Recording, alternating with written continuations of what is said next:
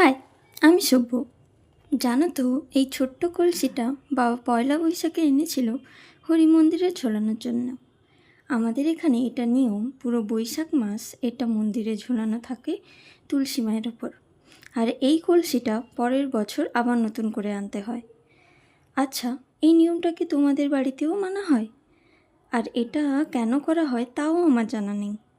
যেহেতু কলসিটা আর কাজে লাগবে না, তাই আমি এটা আর রং তুলি নিয়ে বসে পড়েছি। আচ্ছা, সময় কত তাড়াতাড়ি কেটে যায়, তাই না? এই একই জিনিস নিয়ে ছোটোবেলাতে খেলতাম, আর এখন এটা নিয়ে নতুন কিছু করছি। কলসিটা আমি নীল রঙের ওপর রেখেছি আর কলকার ডিজাইন করছি। কতটা কি পেরেছি জানি না, এই প্রথমবারই করছি। আমি ঠিক কলকা আর্টিস্ট নয়, যেমন পেরেছি করেছি।